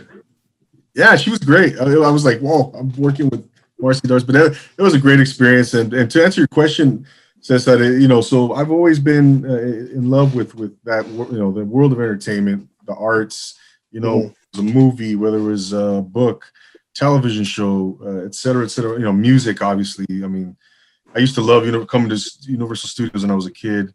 So I wanted to get back into that world, man. I stopped acting. It's been like 15 years, man, and I'm not getting any younger, so I think it's kind of like a midlife crisis type of thing where I was just kind of like, you know what, man, I want. There's some dreams, there's some goals that I never really had closure on, and I wanted to get into the world. And what was the most accessible way to get back into the world based on how my life is now, married with kids and a day job, et cetera, et cetera. And podcasting was something that I really kind of just looked into. I restarted researching it. As a podcast, you can do a full podcast on your phone, man, nowadays. It's tough though. Like, let me tell you, like I had aspirations at some point to do a podcast. I don't think I'm a good interviewer. I don't, you have to have some sort of a charisma, like to kind of keep it interesting, because you can definitely go on a podcast. I mean, I've gone to some podcasts. I mean, there's tons of them. And I might want to be listening to some specific topic, but then I'm listening, I'm like, man, this is boring, like I am being bored about the topic that I'm trying to listen about, So definitely working on a podcast is a tough gig, because there's so much of it. And then just getting people to listen to it is what is the hard part, Yeah. I mean, it goes back to what we were saying earlier, man. You got to, bottom line, you got to entertain. You got to be entertained. Yes. You got to. Ultimately, I think people, it doesn't matter what it is. I think they just want to have your attention. And if you can't keep their attention, then that's it, like you lost it. Exactly. Exactly. I mean, there's people that I love in the movie industry and they go on to wanting to do certain things. I'm like, man, they're pretty boring in their personal life as an actor, or as an entertainer. It doesn't have to necessarily be an actor, but overall, it's like, man, I think I like your movies better than like whatever side project you're trying to do, because you are either awkward or just fall flat. You're not entertaining, whatever it is, or you're just trying way too hard, I see that a lot, man. But it's for me, it's a constant. It's an ongoing It's an ongoing thing where I'm honing my craft. I'm just trying to get better as an interviewer. I'm trying to, you mentioned that charisma piece. I want to be entertaining. I want to, provide a great interview and bring out to light, highlight that guest. Have you interviewed anyone that you can consider famous or that was worth interviewing, that you were like, yes, I got them. I got an interview with those people? I interviewed Francisco X Rivera. I don't know if you're familiar with him. He is the Spanish voice, play-by-play voice for the LA Kings. Okay. He's on Fox Sports TV. He does a lot of MMA stuff. He's done the Clippers. He's done a lot of So he's the guy for LA Football Club, the new soccer team. Yeah. He's their I don't know if he's the play-by-play, but he announces their games. So he's pretty big. He's a pretty big deal. And I interviewed him back in February of last year, 2020, and I don't think I was ready to do that back then, man. I listened to that interview now, and I was kind of like in over my head a little bit. Just to be honest with you, and it's okay. I think. You learned from it. I was learning from it. Yes, absolutely. But I think he was one of those guys, that you could say, famous and Los Goths and but another feather in my hat, but I am definitely not the center of attention type. Like I even hate having people sing happy birthday to me, I'm so again, the cliche of a Cancer is that they're such introvert that they're like in a shell, like they're just always hiding and protecting themselves. I feel like I am like that a lot. I don't take criticism well sometimes. I mean, I'm learning, but it's just one of those things that it's like, you know what, this is life, and you either, you know, kind of roll with the punches, shake it off as best as you can, you know, and you learn from it, you know. Yeah. But ultimately, and again, reasons why people think that this account is ran by Alex is because I'm very what's the word? Like, I don't want to be critiqued, or kind of like if I were to post a picture of myself, I don't want to see a comment of what someone might think of me. It's just my insecurities, you know? Yeah. There's definitely like strong points to having Alex as my partner because, you know, I mean, although she's a very sensitive type of person, in the most in the greatest way possible, like sensitive in the good way, where she's very loving, she's down to help, she's very sensitive to other people and situations, and she'll like drop what she's doing to help. She's very good at that, and also, you know, she's brave to, you know, kind of like post a picture of herself, and really not care that, you know, that what people might have said. You know, she's kind of, well, that's, I mean, like, I do care, but like, again, I had mentioned it before. It's just, I don't deal with the comments.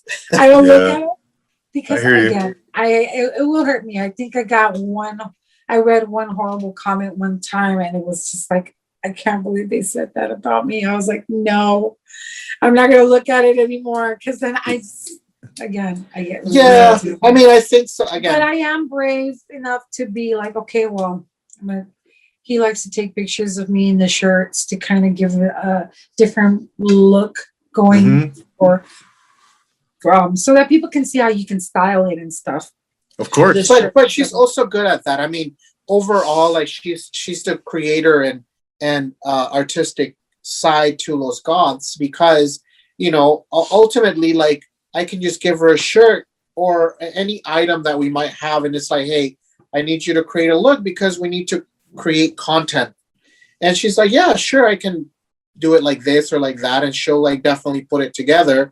And she's confident enough to take pictures in it and be okay with me posting it, you know. Like, I am definitely not the type, you know. I don't like, I feel that I'm just not good in front of a camera. And a lot of the reasons why I think that I'm a photographer is because I prefer to be behind a camera than in front of it, you know. He's the one that takes the pictures. But right. But yeah, I mean, ultimately, that's just kind of how we work well together on what Los Goths is, you know, and why people think that it's her that's running. It's funny because often enough, since I'm the one who's running the account, I'll have like some random comment by some guy, and it's like, "Oh, I love your stuff, chula," or "You're so gorgeous," and I'm like, "Cool, thanks." I'm like, "Cool, thanks. My name is Cesar, by the way."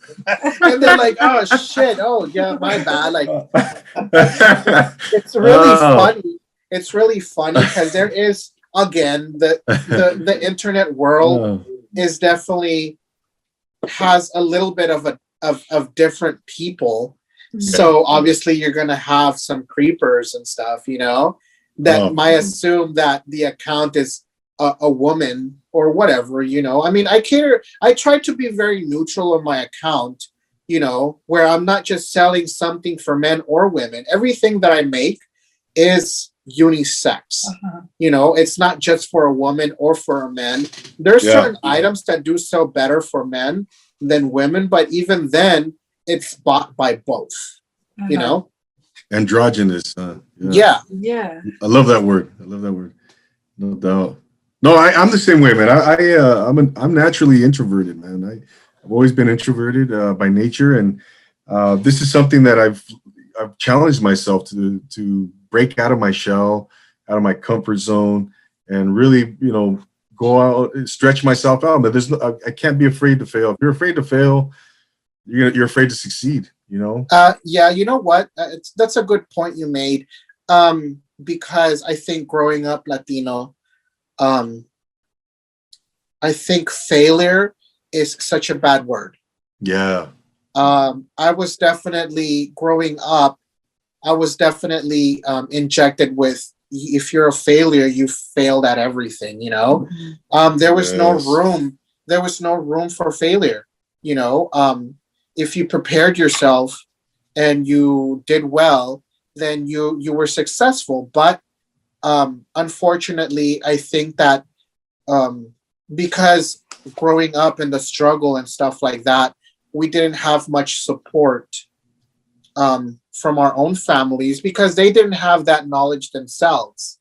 And also that because things like any career in the arts, whether it's music or just art, period, wasn't something that they really wanted for you.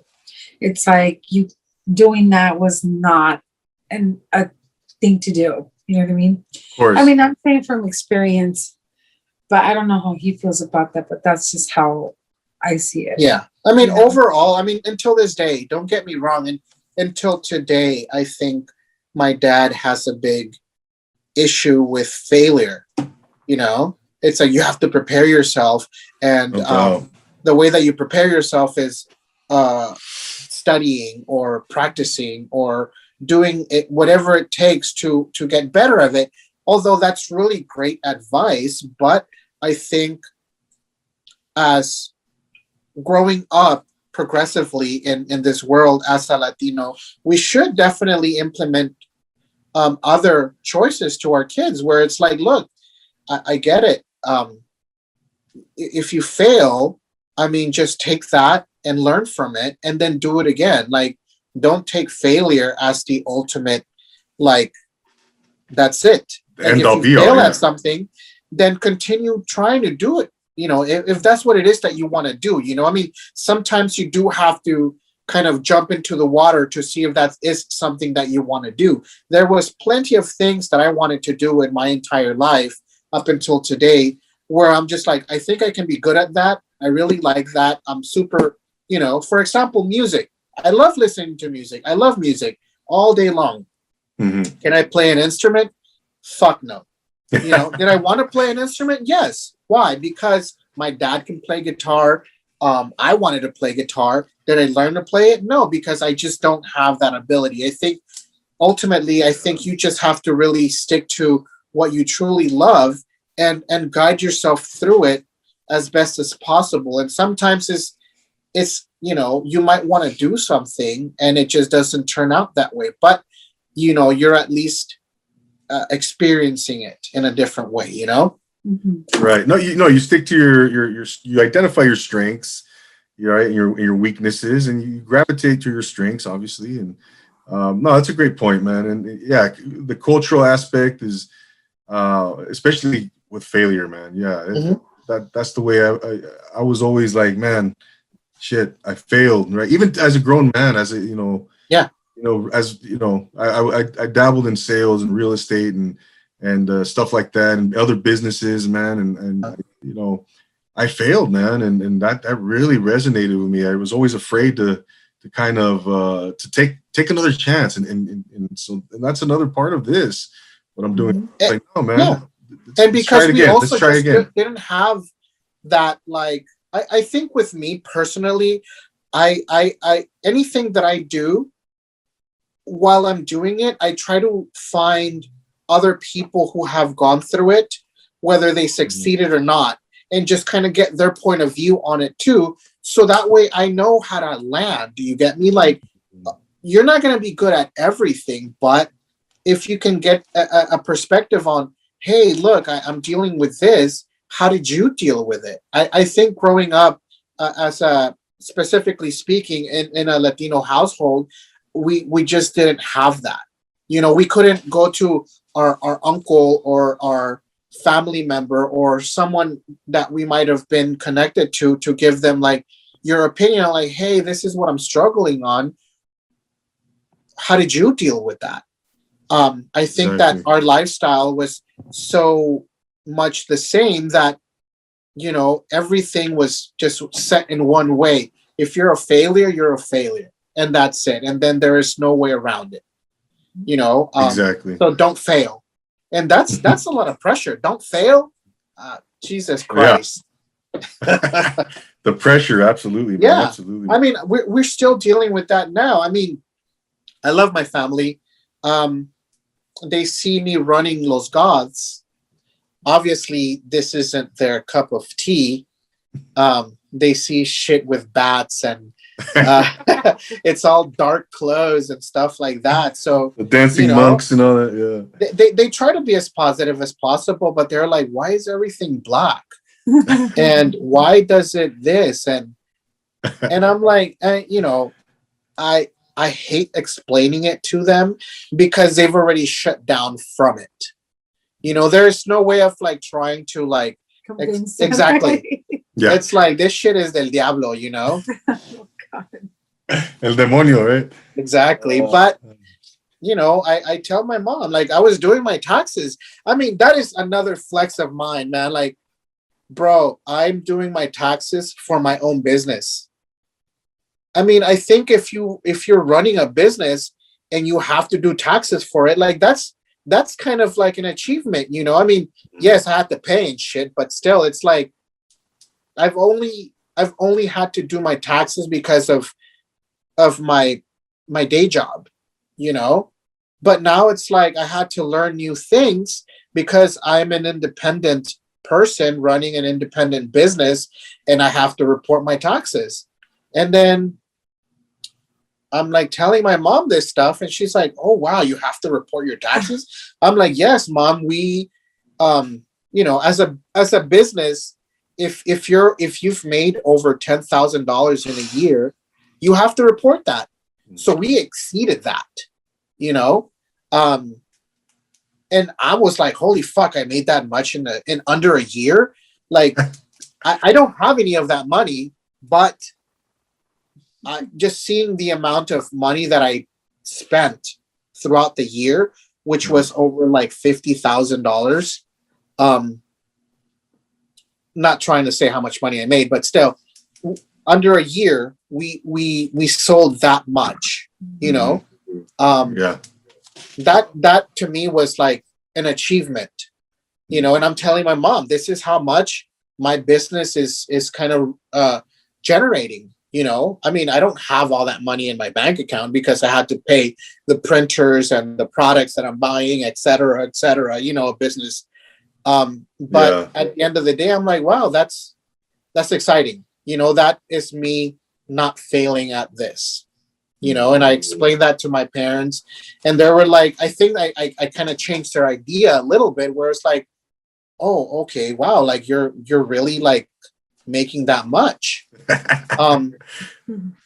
Just as long as you're making enough money to like pay your bills and your fucking child support or whatever it is that you're doing, I think that they're going to be okay with it. And I think ultimately what traditional Latino parents want in your life, whether you're a 20-year-old, a 30 or 40, 50-year-old, is that you aren't struggling like they did. And I think that's why failure is such a big deal, is because they don't want you to fail or have the hardships that they did to struggle to bring you up, No doubt, man. Yeah. So it's definitely it's a cultural piece there, man. And so a couple of things, man, before we wrap things up, guys. What's next for Los Goths, man? What are some plans? What are some goals, some visions? We were just talking about that. Her and I, we're using Los Goths as a ramp. How long is it going to last? I hope it lasts forever. I hope Los Goths can become a huge thing. And that's just me dreaming big. But I also have to be realistic, being that I have a partner.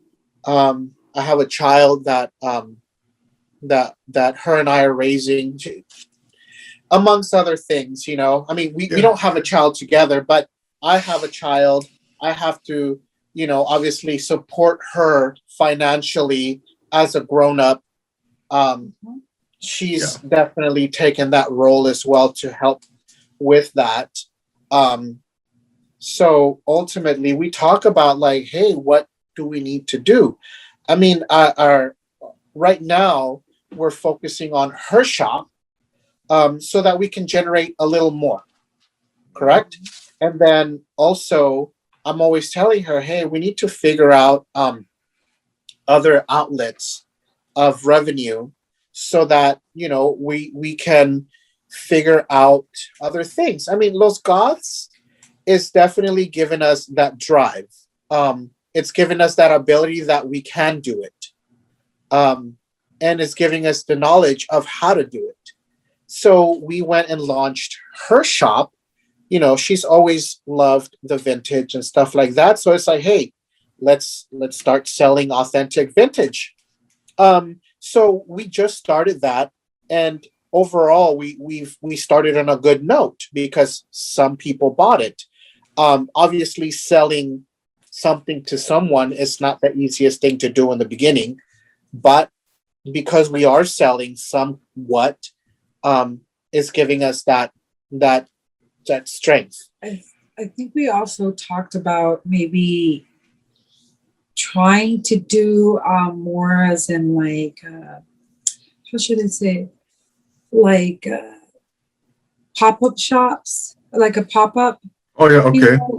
We kind of wanted to do that, collaborate with a lot of the people here in the valley. Yeah. San Fernando especially, because there's a lot of it's a small community of people who actually want to bring more to San Fernando Valley because there's really nothing much for us here. So like, so they're trying hard to bring something, and we've actually had like talked to them about maybe trying to do kind of like a pop-up shop with them when they do their pop-up shop. I think that's our next step. Now that COVID is kind of like easing a little bit. Yes. We're still scared shitless. And we still mask even though we're vaccinated. Yeah, no, exactly. We're scared shitless. We're definitely I get it. That we're in that group of people where we're still scared, because we did go through a rough patch, with our own families as well. It was a tough time. And I want to be respectful to anyone who had to deal with that scary feeling. Yeah. Because we went through it. A lot of people went through it. Some people weren't as lucky as we were. Some people were lucky. Yeah, and some people were really lucky that they think that this shit is fake. But we're not going to get into that. That's a whole separate conversation. Exactly. But yeah, ultimately, now that we are kind of coming out of the cocoon and stuff like that, we definitely want to be more visible. I mean, me personally, I'm still very I'm scared of like putting out my stuff in front of a bunch of people and possibly getting some stupid comment. But again, facing fears and putting myself out there and stuff like that. So pop-ups, we've been asked left and right, hey, you should come vend here, come vend there. And one is we're not ready because since we outsource a lot of our merch, we have other smaller companies making our merch. I think we just have to get financially ready to print stuff that we can have physically to go vend. Plus we have to purchase. So that's kind of like up in there, but that's just an idea of something that we kind of want to do as a next. Definitely. But ultimately, we are always looking. I mean, me specifically, I'm always looking for another revenue of income, whatever it is. I mean, I again always leaning in the creativity side, because if it's creative, I'm gonna want to do it. Absolutely. No, I mean those pop-ups are I think there's 818 pop-up. There's throughout Los Angeles. It's funny because every time they do their pop-ups, we kind of like swing by. Yeah, they ask us to do it all the time, but I think that we're just gonna start getting prepared for that and buying the much needed stuff, because I mean, doing pop-ups is not just okay, cool. Sometimes you need a tent. Those tents aren't cheap. You're gonna need tables, you're gonna need enough merch to even have it be worth it for people to come see you. Yeah. You know? And then just be prepared, you know. And again, I'm just putting a lot of excuses to why we haven't, but they're not excuses. but we have to it's do reality. it, you know. Exactly. Yeah, no doubt. Oh, the But time, yeah. it'll be right. Yeah. No, but And yeah, I mean, I think that's just the next step. I mean, specifically speaking, we don't really have a solid idea of what's next with Los Goths, but ultimately what I want Los Goths specifically to be is I want it to be a self what's the word? I want it to be able to sell its own things. I don't have to self-sufficient. sell you. Exactly, there you go. I don't want to have to sell you something that's reflective of like the Smiths or of Joy Division or of The Cure. You know, I want to sell you something that says Los Goths, or something that we created that goes with the aesthetics of what Los Goths is.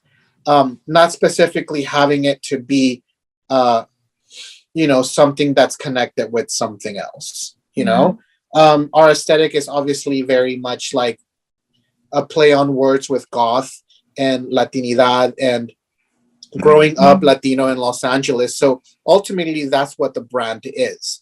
And we have designs that have nothing to do with music that do sell well. You know, just our logo, or just something that was aesthetically pleasing to the eye that goes with the brand and stuff like that. Clothiers.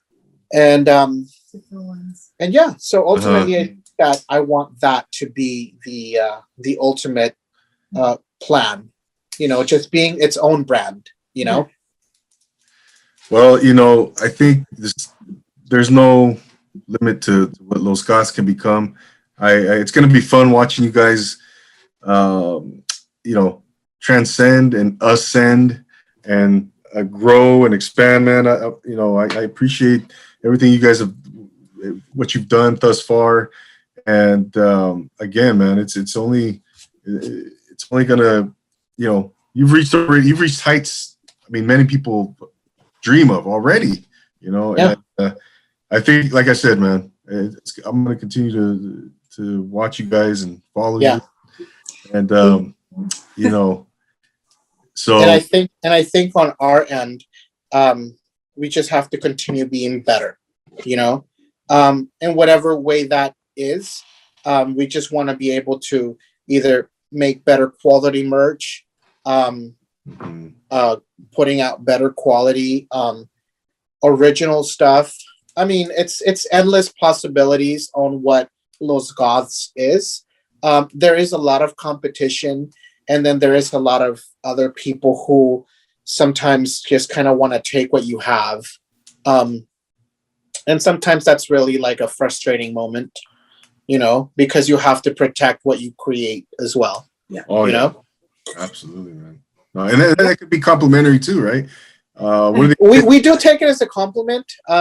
There's been some times where like literally like the people who wanted to create something of their own were really just trying to take what we had. Yep. You know? And it's like, I mean, I'm not going to bash you on wanting to create your own business, but I mean, come up with your own be original. Yeah. I mean, or if you're wanting to kind of stick to the aesthetics as what we're doing, which we are not gateholding anything. I mean, any new design that we have that's created by one of our designers, we have a total agreement where we're like, look, hey, we came up with this idea, but if you can profit from this, please do it. Do it on your own, obviously, not specifically doing what we did, but you know, we're not gateholders, we're not gatekeepers of what we do, because we don't own a lot of this stuff. I mean, these are just ideas, and the ideas come from other ideas, So if you can come up with something that is completely original, that's cool. Just don't literally want to take what we make. I think as a business owner, nobody likes that. Of course, no. Hey, what do they say? Imitation is the greatest form of flattery, or Exactly. right? Is that the saying? Yeah. Yeah, but if you to an extent, but if you worked really hard on something, you took your time on it for somebody else to just take the idea. It's like, well, I worked hard on that for you to just kind of take it, no, exactly. and call it your own. No, that's not. Yeah, and that's where copywriting comes into play, and marking and all that stuff. And we're kind of slowly going into that as well. We're definitely trying to make sure that we are making original, at least from the business point of things with our merch. Mm-hmm. We're trying to make sure that we are creating things that are 100% our design and not taken by anybody else. Specifically like for t-shirts, I don't want to get into any copyright issues or anything like that. So we try to make a lot of original stuff so that we don't ever have to deal with legality issues, Of course, man. Who wants to do that fun stuff, right? Mm-hmm. Hey, guys, before we go, please tell the good people where can they follow you. Go ahead and plug your website, all that good stuff, where they can purchase merchandise, et cetera, et cetera. Oh, honey, that's you. All right. So obviously Instagram at Los Goths Co. And then website is losgoths.com. And then if you definitely are into vintage, head over to the Instagram account, which is Valley Rags, and we have a Depop. What's the Depop? Oh, let me check. I mean, all links are on our Instagram. Yeah, the links are on Instagram, and we have a link tree that has everything in there. So you want to look for those Goths website, it's in there. You want to look for my shop, it's there. Yeah, everything's there. So so basically losgoths.com, and then Instagram, which is losgoths.co. No, it's losgoths.co all together. Definitely. Yeah, and you got the link tree in your bio there on Los Goths. Yes, it's all there. Yep. And by the way, I really enjoyed that article by Vice. Amazing. By Alex Zaragoza, I think is Alex Zaragoza, right? Excellent, man. Excellent. Yeah, man. So no, I want to thank you guys so much for your time, for coming on here and talking about your story. What an amazing story it is. One of inspiration, one of motivation. And it's spectacular what you guys are doing. Keep doing your thing, man. And again, it's gonna be fun watching you guys where you which heights you reach. I hope we reach the biggest mountains. Absolutely. You guys are always welcome back, and talk in the future. And again, man, thank you guys so much for coming on. Thank you for having us. Exactly. Thank you. It was fun. I enjoyed talking to you. Thank you. It was a good podcast. I feel great. Oh no! Thank you for saying that. I appreciate that. I go out. My guests are the most important thing that I'm always looking out for the guests. So, and that's again, you guys are now alumni, Profile Pod TV alumni, and just like SNL, we have to be on it. What's that? What do we get if we're on that? What is it? I forgot. What do they call that? The Fiverr or something or other for SNL? Yeah, gosh darn it. I know. I can't think of it right now, but yes, thank you guys so much, and we will see you soon. We will see you soon. Yes, okay. Thanks so much. Thank you so much. You're welcome. Ladies and gentlemen, there you have Cesar Valencia, Alex Munoz, creators, founders, operators of Los Goths Co. Go check them out. Go follow them. You will not be disappointed. They are doing some really big things. And don't forget to check out Valley Rags as well, if you're into the vintage scene.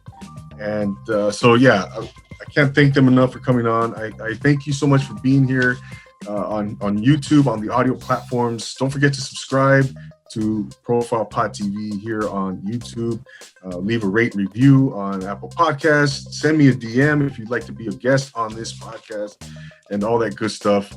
But once again, I want to thank Los Goths Co, Cesar and Alex for being here. Much love. And I wish you guys all the continued success. So, Thank Thank you. you so much. absolutely. I'm your host once again, Double A, always saying to take it easy. Bye. Thank you guys.